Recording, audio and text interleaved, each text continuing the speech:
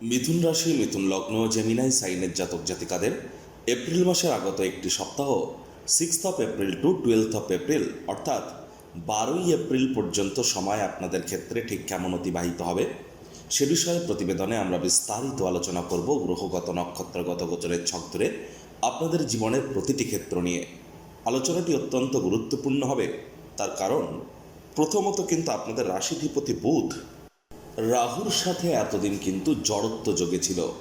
এ সপ্তাহেই আপনারা জড়ত্ব যোগ থেকে মুক্তি পাচ্ছেন। সূর্য বুধের বুধাদিত্য যোগ কিন্তু আমরা এ সপ্তাহে পরিলক্ষিত করব। আপনাদের কর্মস্থানে চতুর্গ্রহী যোগও পরিলক্ষিত করব। আরও গুরুত্বপূর্ণ বিষয় যে আপনাদের কিন্তু ত্রিকোণপতি শুক্র তিনি লাভভাবে নিজের নক্ষত্র ভরণী নক্ষত্রে গোচর করেছেন। একই সাথে গুরু বৃহস্পতি বর্তমানে মার্গী নিজের নক্ষত্রে এবং শনি মঙ্গলের সংযোগ তো আমরা পরিলক্ষিত করছি। তাহলে স্কিপ না করে পুরোটাই শুনবেন যদি ভিডিওটির প্রকৃত মর্মার্থ আপনারা উপলব্ধি করতে চান। পরিশেষে যেমন প্রতিকার নিয়ে আলোচনায় থাকি তেমনটি তো আছি। আলোচনাটি ইন জেনারেল হবে, অর্থাৎ এই পৃথিবীতে যতজন মিথুন রাশির জাতক জাতিকা আছেন তাদের প্রত্যেকের জন্য এই আলোচনা। আপনি চাইলে আপনার ব্যক্তিগত গণনা এনি টাইম আমাদের দ্বারাই করাতেই পারেন। এর জন্য স্ক্রিনে আমরা নাম্বার দিয়ে থাকি। শনিবার রবিবার অফিসে এসে ফেস টু ফেস সাক্ষাৎ আপনারা করতেই পারেন, অথবা by phone any time consultancy আপনারা গ্রহণ করতেই পারেন। তো চলুন আলোচনায় প্রবেশ করা যাক। মিথুন রাশি, মিথুন লগ্ন, জেমিনাই সাইনের জাতক জাতিকাদের কালপুরুষের রাশিচক্র অনুযায়ী আমরা তৃতীয় রাশির আন্ডারে দেখে থাকি আপনাদের রাশিধিপতি গ্রহদের যুবরাজ বুধ। আর স্ক্রিনে আপনারা যে চার্টটি দেখতে পাচ্ছেন এটি মিথুন রাশির জাতক জাতিকাদের 2026 সালের 6 এপ্রিল আপনাদের গ্রহগত গোচরের ছক ঠিক এমনটিই কিন্তু দেখাবে। ফার্স্ট হাউস যেখানে 3 লেখা আছে সেখানে গুরু বৃহস্পতি অবস্থান করছেন নিজের নক্ষত্র পুনর্বসুতে। আপনাদের থার্ড হাউস যেখানে 5 লেখা কেতু নিজের নক্ষত্র মঘাতে গোচর করছে। চন্দ্র অনুরাধা নক্ষত্রে থাকাকালীন সপ্তাহটির শুরুয়াত করবে আপনাদের রোগঋণ শত্রুর ভাব থেকে।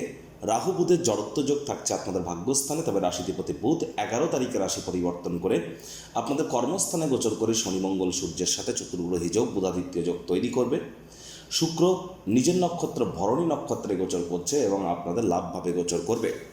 প্রথমেই যে বিষয় সম্পর্কে আপনাদেরকে আমরা অবগত করাবো, দেখুন কেতু কিন্তু প্রায় 18 বছর পর নিজের নক্ষত্র মঘা নক্ষত্রে গোচর করেছে।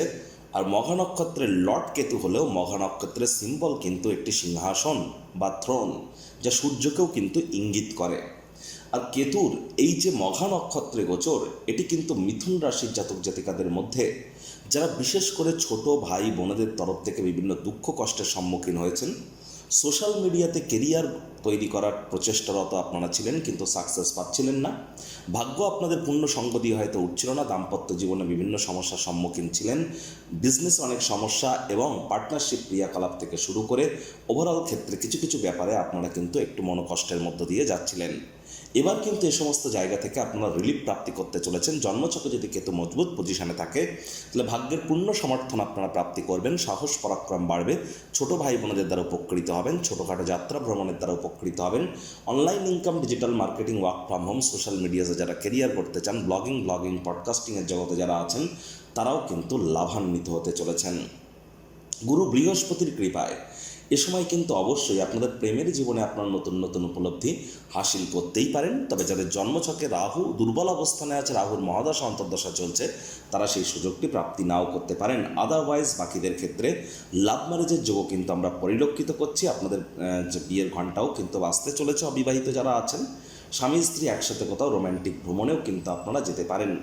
খরচ বাজেটকে আপনাদেরকে নিয়ন্ত্রণের মধ্যে কিন্তু রাখতে হবে। এখনও ঘুমের সমস্যা দেখা দিলে জ্যোতিষতাত্ত্বিক পরামর্শ আপনারা গ্রহণ করুন। শুক্র ত্রিকোণপতি নিজের ভাবকে নিজের নক্ষত্রে বসে ভরণী নক্ষত্রে বসে পূর্ণ দৃষ্টি দিয়ে যেহেতু দেখবে, তাহলে অবশ্যই যারা প্রেমে পড়েননি তাদের জীবনেও কিন্তু প্রেমের আগমন ঘটতে পারে।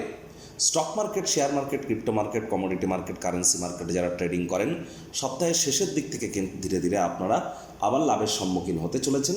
যারা খুচরো ব্যবসায়ী আছেন বা মুখনিসৃত বাণীর দ্বারা অর্থ উপার্জন করেন, সপ্তাহের সেকেন্ড হাফের পর থেকে কিন্তু আপনাদের জন্য সময় সুযোগ দুর্দান্ত হতে চলেছে।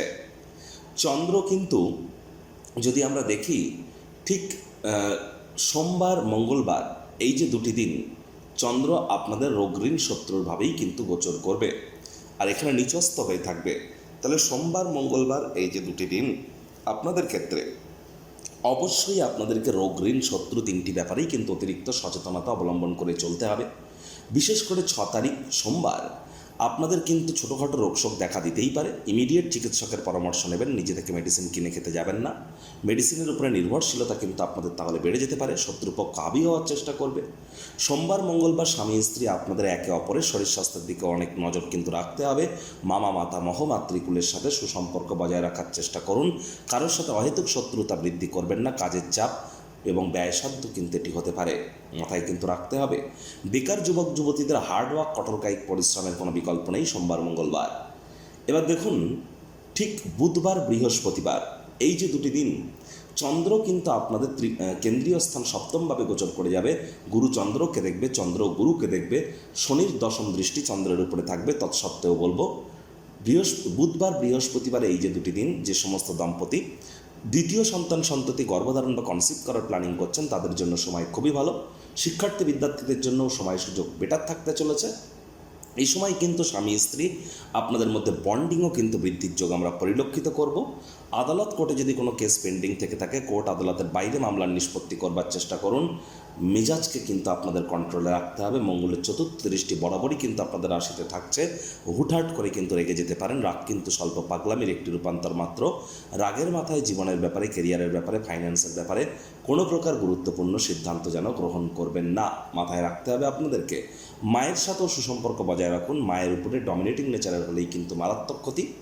সরকারি চাকরিজীবী, নেতা মন্ত্রী, রাজনীতিবিদ যারা আছেন বা যারা প্রাইভেট সেক্টরে অ্যাডমিনিস্ট্রেটিভ লেভেলে কাজ করেন, প্রিকশন নিয়ে চলুন অন্ততপক্ষে 14ই এপ্রিল পর্যন্ত। তারপর কিছুটা হলেও তুলনামূলক আপনাদের পরিস্থিতি বেটার হতে চলেছে। এবার দেখুন, শুক্রবার শনিবার এই দুটি দিন কিন্তু চন্দ্র আপনাদের অষ্টমভাবে গোচর করে যাবে। তাহলে শুক্রবার শনিবার এই যে দুটি দিন খুব সাবধানে গাড়ি ঘোড়া চালান। শরীরে চোট আঘাত কিন্তু লাগতেই পারে। শ্বশুর শাশুড়ির সাথে অহেতুক তর্ক বিতর্কে জড়াবেন না। লং ডিস্টেন্স জার্নি, দূরবর্তী যাত্রা ভ্রমণকে অ্যাভয়েড করুন, এটি আপনাদেরকে লাভান্বিত করবে। আমি কয়েকটি ডেট আপনাদেরকে বলছি, পারলে এগুলো আপনারা লিখে রাখুন। প্রথম যে ডেটটি বলবো, দেখুন সোমবার সারাদিন, সোমবার সারাটা দিন আপনাদের কিন্তু শরীর স্বাস্থ্যের অবনতি হতে পারে। সর্দি কাশি বা ছোটোখাটো রোগশোক আপনাদেরকে ভোগাতে পারে, খেয়াল রাখতে হবে। শত্রুপক্ষ হাবি হতে পারে। আবার বুধবার সারাটা দিন ধরে চলুন আপনারা। বুধবার সারাটা দিন আপনাদের ক্ষেত্রে কিন্তু দাম্পত্য জীবনে কলহের মাত্রা বৃদ্ধি করলে হবে না। কোনো প্রকার আইনি জটিলতা থেকে দূরে থাকার চেষ্টা করতে হবে। আধ্যাত্মিক ক্রিয়াকলাপে যুক্ত থাকলে লাভান্বিত হবেন। শুক্রবার বেলা 11:30 থেকে শনিবার দুপুর 1:30 পর্যন্ত, শুক্রবার বেলা 11:30 থেকে শনিবার দুপুর 1:30 পর্যন্ত আপনাদের কিন্তু চোট আঘাত অ্যাক্সিডেন্টের যোগ পরিলক্ষিত হচ্ছে। এ সময় একটু সাবধানতা অবলম্বন করে চলুন। কর্মক্ষেত্রে হুটহাট করে রেগে যেতে পারেন। কাজের জায়গায় মাথা ঠান্ডা রাখুন। ডেডলাইন আসার আগেই অ্যাসাইনমেন্টগুলিকে সম্পূর্ণ করবার প্রচেষ্টা আপনাদেরকে কিন্তু করতে হবে। যাদের ড্রাইভার নাম্বার 4, 7 অথবা 8 সংখ্যাতত্ত্ববিদ্যা অনুযায়ী 4 মানে রাহু, 7 মানে কেতু, 8 মানে শনি, বুঝবেন কি করে? যাদের যে কোনো মাস যে কোনো বছরের 4, 3, 13, 12, 4, 13, 22, 31 তারিখে জন্ম তাদের ড্রাইভার নাম্বার 4। যাদের 7, 16, 25 তারিখে জন্ম তাদের ড্রাইভার নাম্বার 7। আর যাদের 8, 17, 26 তারিখে জন্ম তাদের ড্রাইভার নাম্বার 8। তাহলে ইমিডিয়েট জ্যোতিষতাত্ত্বিক পরামর্শ আপনাদের গ্রহণ করা উচিত। প্রতিকার স্বরূপ আলোচনা করতে গিয়ে আপনাদেরকে বলবো, স্ক্রিনে কিন্তু আপনারা দেখতে পাচ্ছেন হনুমানজির প্রণাম মন্ত্র, মনোজবং মারুত্তুল্য বেগং জিতেন্দ্রিয়ং বুদ্ধিমত্তাম বরিষ্ঠম বাতাত্মজং বানরজিত মুখ্যং শ্রীরামদূতং শরণ্যম প্রপদ্যে। এটিই কিন্তু আপনারা সারাটা দিন মিলিয়ে যদি পারেন অন্ততপক্ষে 108 বার, না পারলে অন্ততপক্ষে 7 বার আপনারা জপ করুন। প্রথমে জয় সিয়ারাম 3 বার বলে নিন, তারপর এই মন্ত্রটি 3 বার জপ করুন। তারপর 3 বার নিজের নাম এবং গোত্র ধরে বলুন সদা হরি চেরা।